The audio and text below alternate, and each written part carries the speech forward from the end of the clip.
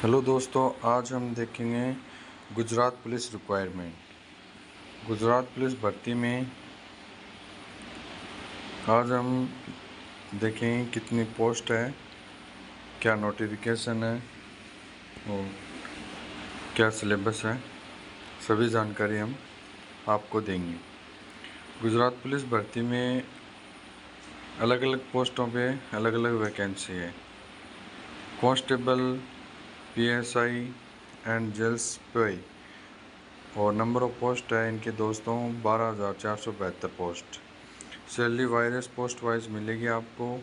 Apply की जो last date है वो 30 अप्रैल 2024 तक रहेगी। जॉब लोकेशन आपकी गुजरात ही रहेगी। अप्लाई मोड ऑनलाइन करना पड़ेगा और इसकी जो स्टार्टिंग डेट है वो 4 अप्रैल 2024 है और लास्ट डेट 30 अप्रैल 2024 है। इसकी एप्लीकेशन फ़ीस की बात करें तो इसमें अलग अलग कैटेगरी वाइज अलग अलग फ़ीस हैं। जैसे कि जनरल कैटेगरी के 100 रुपये और जनरल कैटेगरी इसमें अलग है।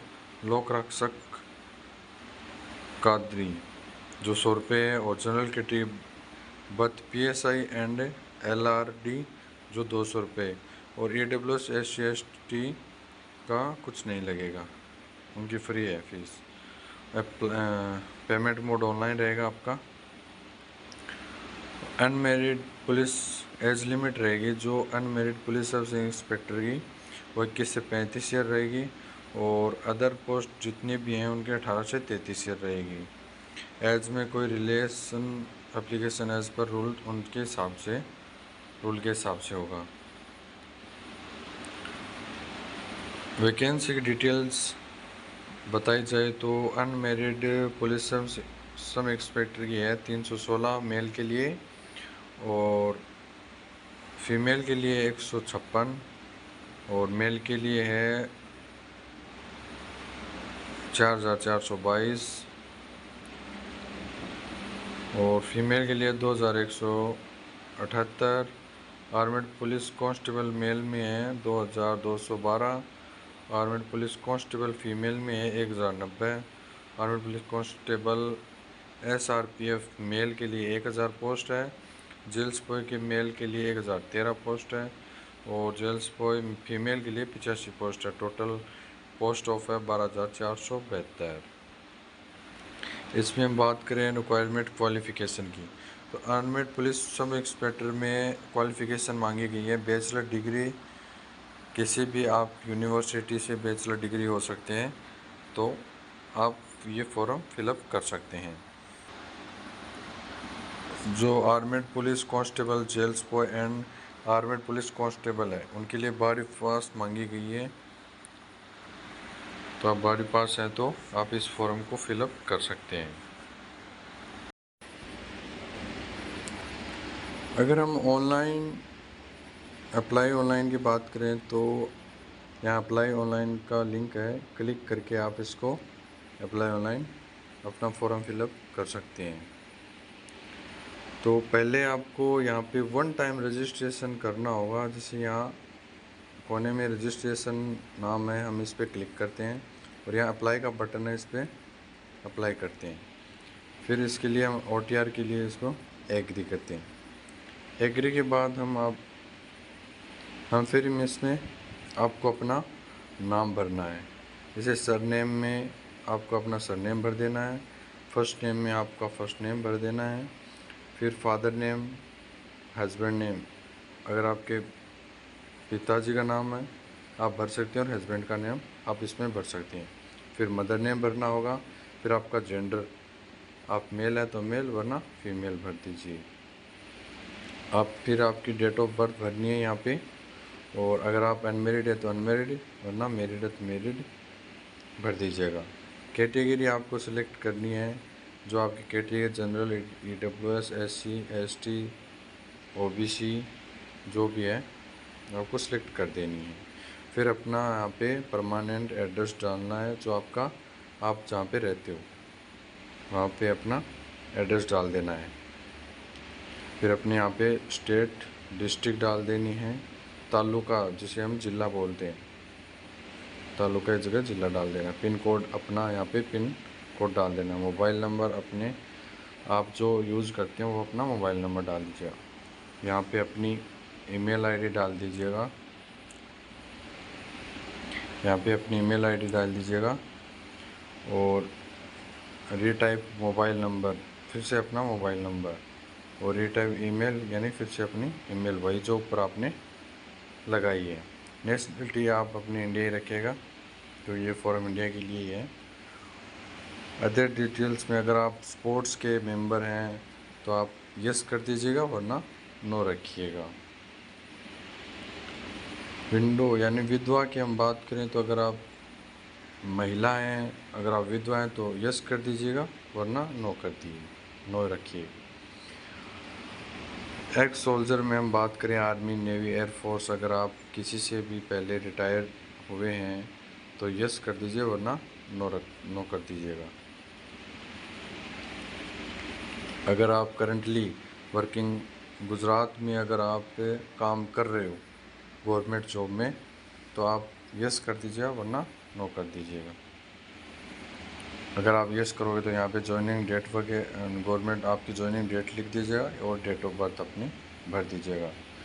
फिर लैंग्वेज, आपकी लैंग्वेज आपकी कितनी भाषाओं में आप बात कर सकते हैं वो यहाँ पे आप फिलअप कर दीजिएगा। उसके बाद देखेंगे हम, आपको यहाँ पे अपनी एक अपलोड फ़ोटो लगानी है जो 15 KB तक होनी चाहिए। उसके बाद आप अपना सिग्नेचर यहाँ पे अपलोड करेंगे। यहाँ पे अपलोड पे जाके आप चूज़ फाइल पे जाके आप अपनी गैलरी में से सिग्नेचर निकाल के आप सिग्नेचर्स पे अपलोड कर दीजिए, वो भी 15 KB तक होना चाहिए। उसके बाद आपको यस करके सेव कर देना है। फिर ये आपका 1 टाइम रजिस्ट्रेशन हो जाएगा और ये आपका एक हमेशा के लिए ये गुजरात पुलिस में आपका रजिस्ट्रेशन नंबर चलेगा और ये आपको संभाल के रखना है। उसके बाद हम आएंगे ऑनलाइन एप्लीकेशन पे। ऑनलाइन एप्लीकेशन पे आने के बाद हम आप फिर अप्लाई बटन पे क्लिक करेंगे। उसके बाद में आपको सेलेक्ट करिए गुजरात पुलिस रिक्वायरमेंट बोर्ड पे सिलेक्ट करना है और फिर आपको यहाँ पे डिटेल दिख जाएगी, जिसमें लास्ट डेट है 30 अप्रैल 2024 रात के 11:59 पे। फिर आपको यहाँ पे अप्लाई बटन पे क्लिक करना है। उसके बाद में यहाँ पे आपके अप्लाई नाउ पे क्लिक कर देना है। उसके बाद आपको यहाँ पे एंटर रजिस्ट्रेशन नंबर जो हमने पीछे रजिस्ट्रेशन किया है वहाँ पे ये नंबर लगेंगे और आपकी डेट ऑफ बर्थ लगेगी। फिर आपको यहाँ पे अप्लाई विथ OTR पे क्लिक कर देना है। अगर रजिस्ट्रेशन बिना आप करना चाहते हैं तो यहाँ स्किप करके आप अपना फॉर्म देख सकते हैं।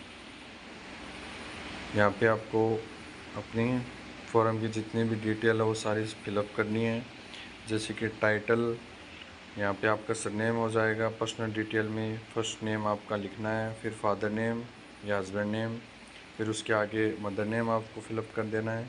फिर आपका जेंडर मेल है या फीमेल वो लिख देना आपको, और यहाँ पे आपको डेट ऑफ बर्थ लिख देनी है।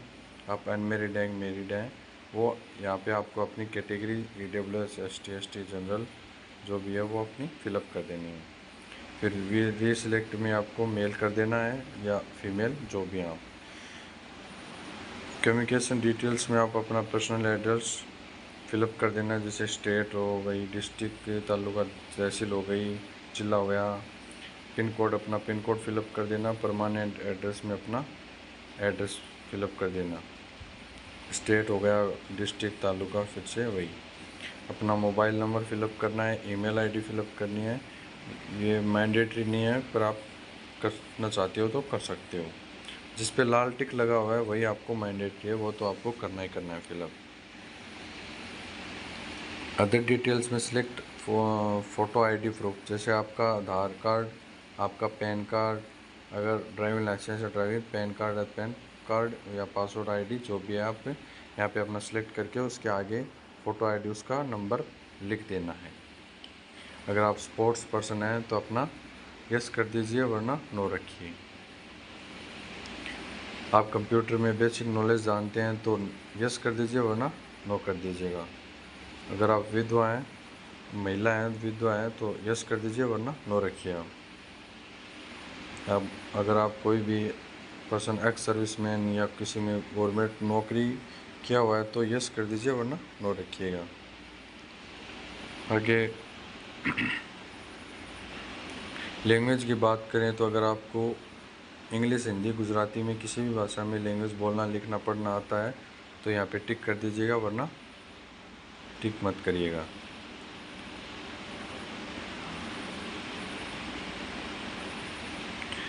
HCS डिटेल्स में आपको अपनी एजुकेशन डिटेल्स जाने, जैसे बोर्ड रिक्वायरमेंट हो गया, बोर्ड यूनिवर्सिटी हो गई, स्टेट हो गई, कहाँ से आपने पासिंग ईयर किया है, लास्ट आपने कब किया पास ईयर, वो अपना HSC डिटेल्स में भर देनी है। एजुकेशन क्वालिफिकेशन में आपने ग्रेजुएशन डिग्री की क्वालिफिकेशन भरनी है, जैसे यूनिवर्सिटी हो गई, आपके परसेंटेज हो गए, पासिंग ईयर हो गई, वो सब आपको सिलेक्ट करके भर देनी है। एडिशनल क्वालिफिकेशन में आपकी एजुकेशन डिटेल्स आ जाएगी, फिर से यूनिवर्सिटी आ जाएगी, जैसे पोस्ट ग्रेजुएट अगर आपने की है तो आप भर सकते हैं। एडिशनल इन्फॉर्मेशन में अगर आपने NCC की हुई है, C सर्टिफिकेट है आपके पास तो यस कर दीजिएगा, वरना नो रखिएगा। फिर अगर HSC का अगर आपके पास मार्कशीट है तो आप इसमें अपलोड कर सकते हैं, वरना कोई दिक्कत नहीं है। फिर इसके बाद में यस करके सेव कर दीजिएगा और ये आपका फॉर्म फिर फिलअप हो जाएगा। धन्यवाद दोस्तों, हमारे साथ जुड़े रहने के लिए चैनल को सब्सक्राइब कीजिए, बेल आइकन प्रेस कीजिए और वीडियो को लाइक कीजिए।